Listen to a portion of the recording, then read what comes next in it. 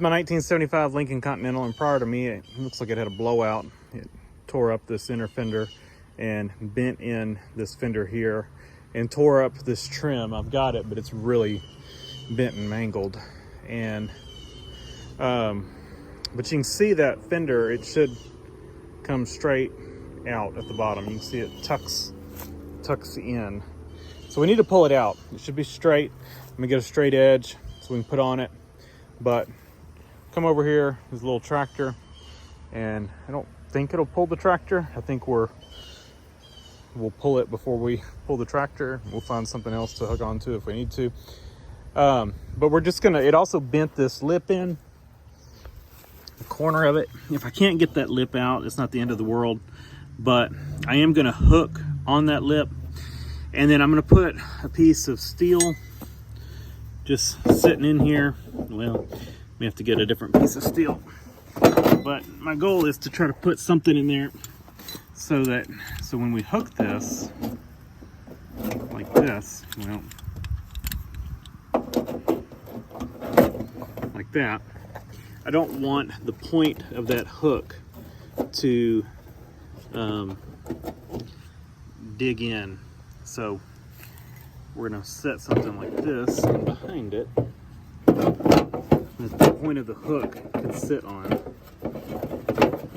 And fish this around behind here. Okay, it's in place.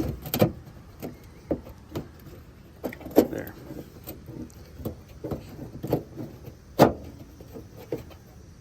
Okay, so I'm gonna set y'all up and we will start pulling. I like using a come along, a little more finesse than like trying to use a winch or something like that. Oh shoot, I put the wrong hook on there. We don't need a double on it. So let me redo that and I'll set y'all up and y'all can watch. Okay. I got y'all set up kind of. I'm just gonna sit on the ground here, flip this.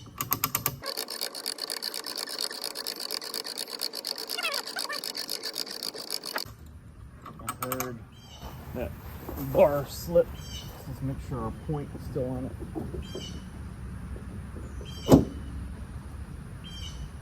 Okay. It's actually not even contacting. Point's not.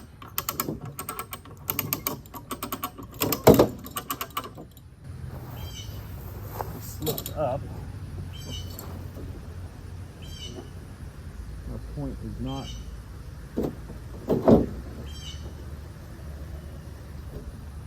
Yeah, I don't think the point's going to touch. So let's just give it a little more. It's a little higher than I wanted to pull, but.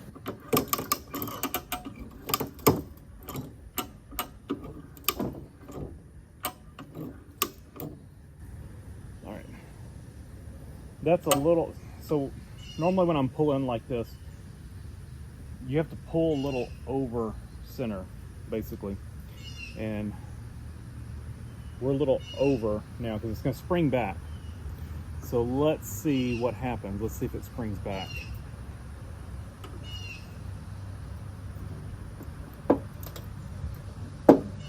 Yeah, it sprung back a little too much. Try that.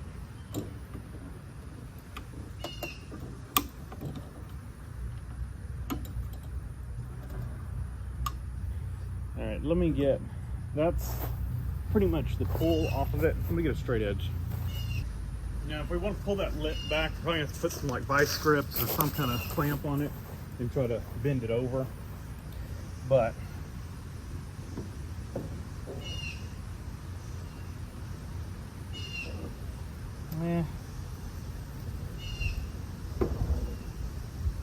it's not straight, it's the problem.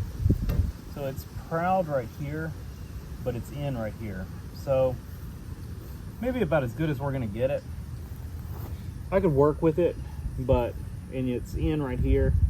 You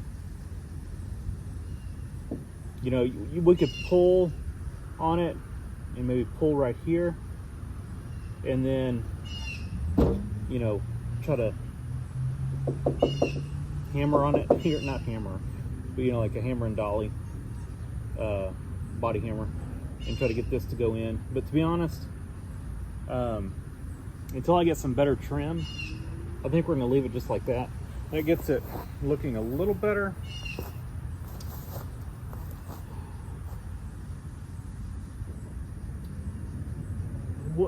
There's still a little bit of this inner fender left. It's pretty busted up, but once I unbolt the inner fender to replace it, we're gonna have to get it a little better. So we'll hook up higher up.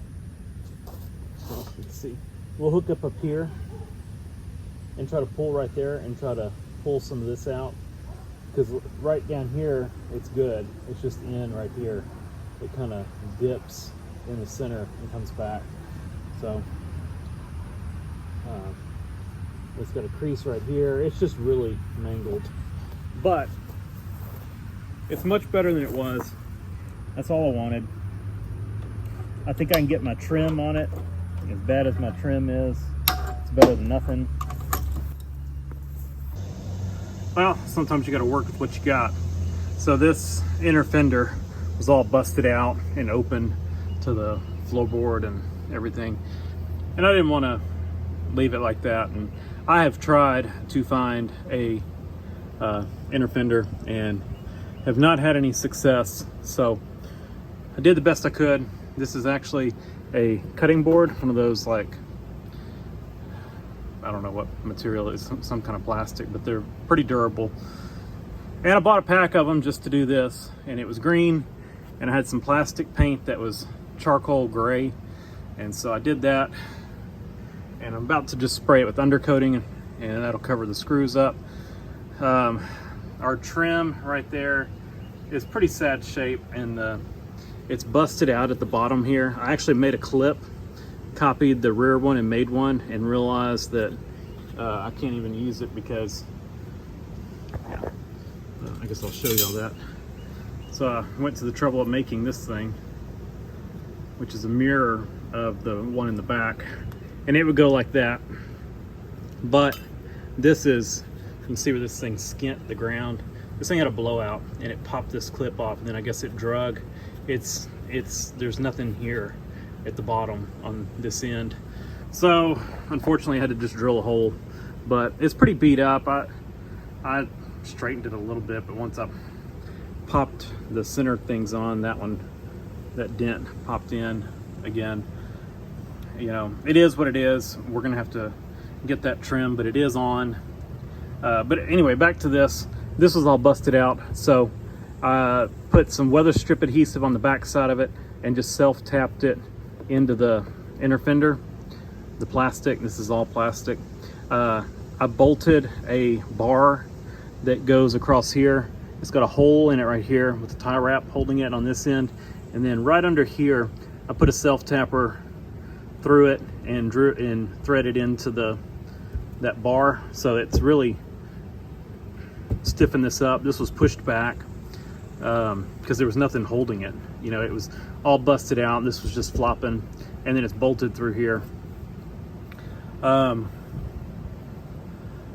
of course the cutting board wasn't big enough, and so I scabbed on a piece up here. Once this is undercoated, I don't think you're really going to see it. And I had some extra silicone stuff, so I covered up those spots there. There's still, you know, gaps. I guess I could throw some in there, but I mean, it's got the majority of it. Like I said, it doesn't look great, but we're working with what we got. This thing is so busted up. It must have been a pretty violent blowout. And then over here, I gotta trim up my tie wraps, but it was cracked all the way through here. And so I just stitched it with, you know, drilled holes, put tie wraps through, stitched it up just to help keep it, well, to bring that gap a little closer, but also to help keep it from spreading, you know, just to give it a little more structure, holding it together. And we'll clip these, and main thing, I mean, you know, it's got a crack here. It's going to spray some water up, but not too bad. I was mainly trying to get it, you know, this is what's going to get the majority of the splash if you're driving through water. And so try to get the majority of that done. I could put another tie wrap right here, which I may do if I think I can thread it in. You know, these blind holes like this they're just difficult. You know, you can't get to the other side of it. So you drill a hole and you start bending the tie wrap and just kind of get it into that hole, and you can grab it. That's kind of what I've been doing. Get little needle nose pliers and get in there, because some of these you just can't get to. Anyway, yeah. So working with what we got, I tried to find an inner fender for it. On our road trip, there's a junkyard I may stop at on the way back and just see. I may call them and see if they've got one. If they've got one, I may pick it up on the way home. But I have a feeling, you know, we pulled this fender out, you know, I think it needs to come some more this way. I think it's still just a little bit in, you know, in this. If you didn't see that part, this was bent way in here, and I put a come along on it and pulled it, got it straightened out a little bit. But I think it's also got like a dip right here, so I almost need to kind of support it by these two and pull right here and try to get this dip out. I have a feeling if I get an inner fender, I don't think it's gonna bolt up. I think it's just off. So yeah, I'm gonna trim up these tie wraps, and I think I'm gonna call that good. Like I said, I'm gonna spray some undercoating under here just to cover those shiny screws up and make that gray black, but it's all kind of grayish anyway. The only reason, like I said, I just used the gray because I had it, and it was plastic paint. So all right, better than it was. That's what we'll call it. There we go. It's still drying, so it looks pretty spotty, but it's not too bad. Better than a hole. And then, yeah. That's what we got. That's what we're gonna live with, and it'll do for a little while until we can find another one. All right, on to something else. Time to put the wheel back on. Okay, so we are trying to rid the mouse smell out of the back, and it's all stained up back here. You can see there was just a lot like that, and we're getting it to like that. Still slightly stained. This I scrubbed and scrubbed and scrubbed. That's the best I can get it. Ideally, you know, if you were gonna do this, you would probably replace that, take these out, pressure wash them, which that back cover is right there. That's what I did with it. Took it off, pressure washed it, and it's sitting in the sun drying.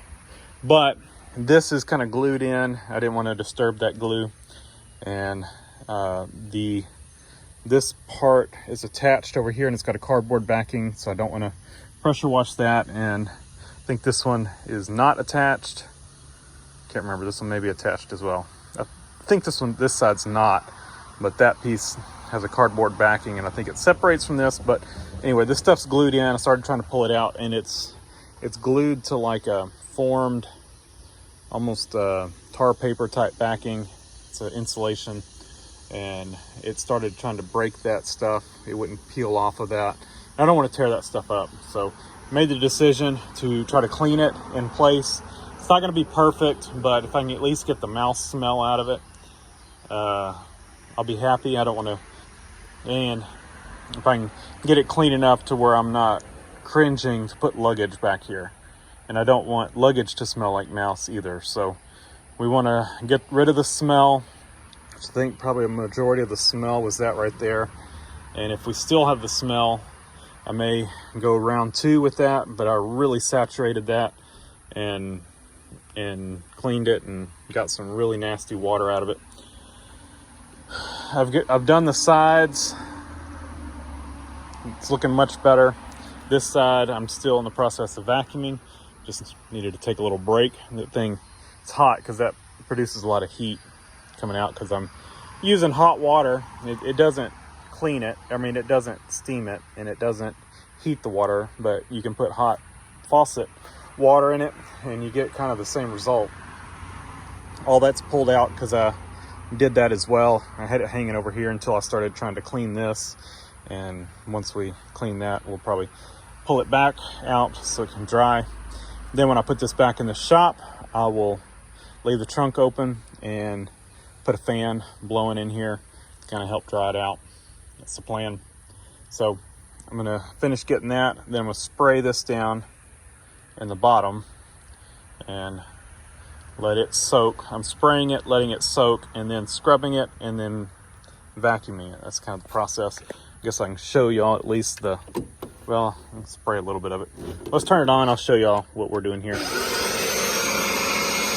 So pull the trigger, it sprays. So if we spray down here, really get these dirty parts.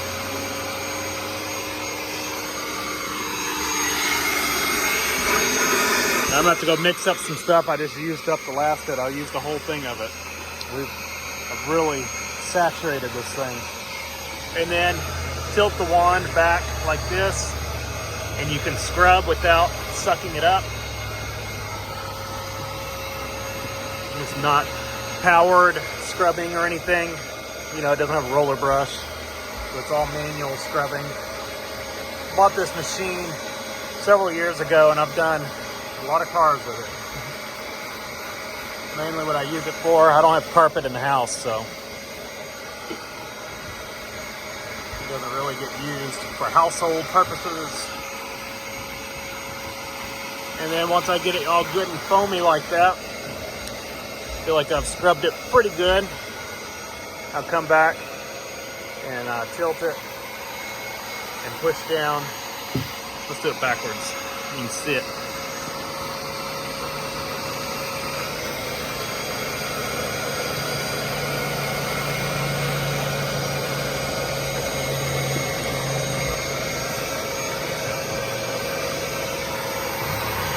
It's got pretty good suction as far as drying.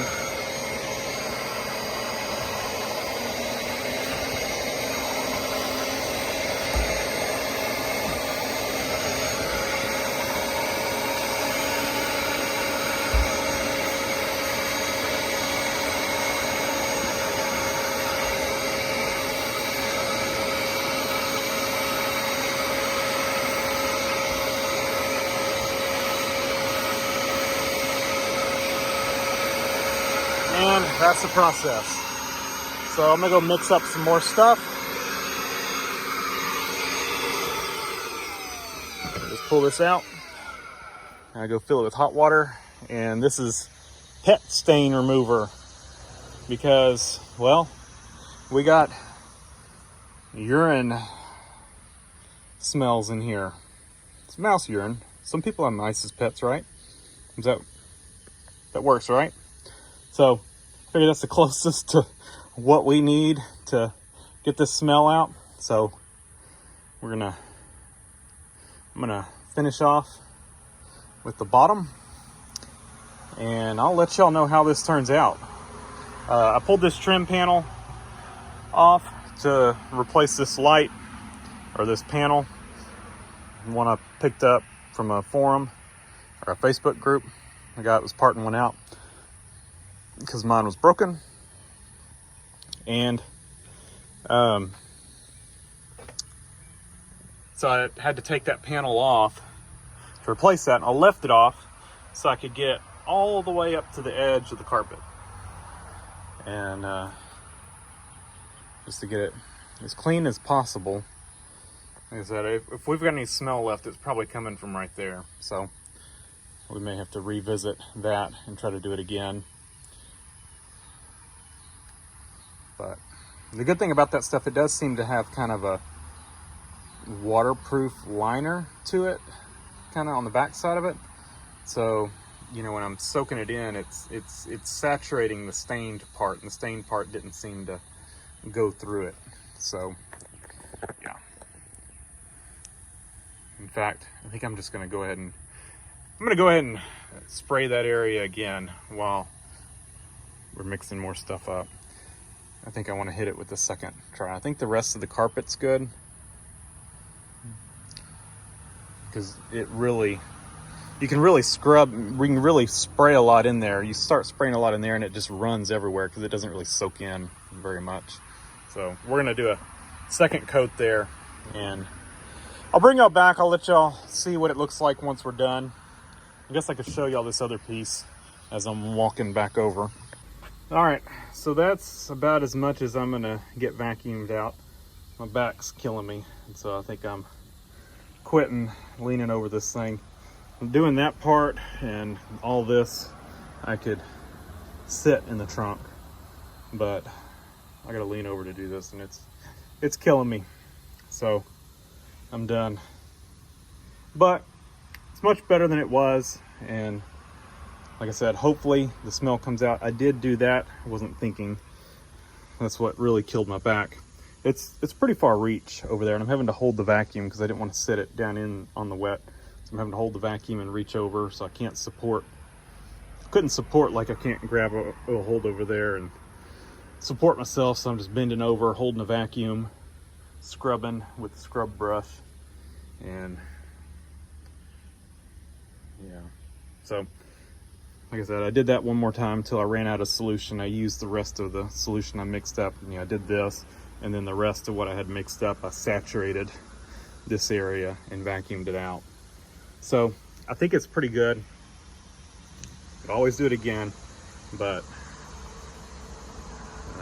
I'm not sure we're gonna get much more stuff out of it.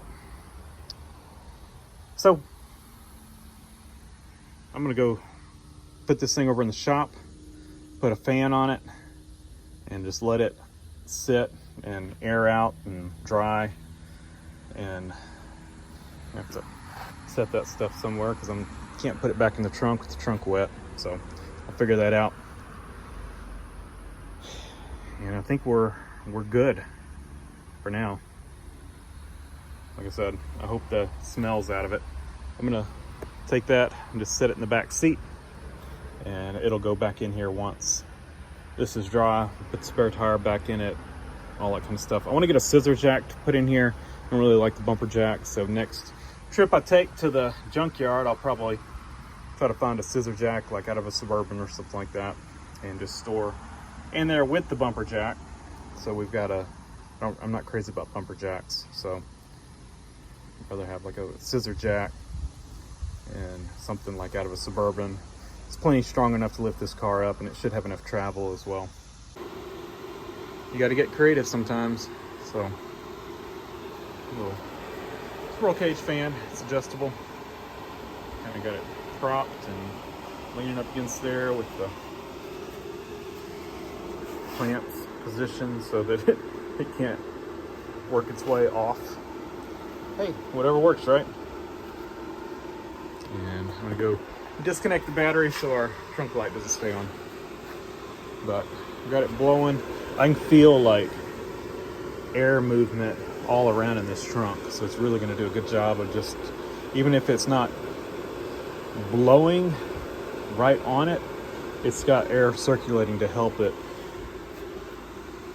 evaporate or whatever. So I think it'll work out well. And I need to set my stuff out so it's not sitting on the seat overnight. And just lay that carpet across the seat and set this on it. So then I'm gonna lay that out so it's not all bunched up like that. It's gonna lay flat. So that's gonna wrap up, I think, most of the work we're doing on the Lincoln. Just had these small little things to kind of wrap up. And I think now we're ready for our road trip.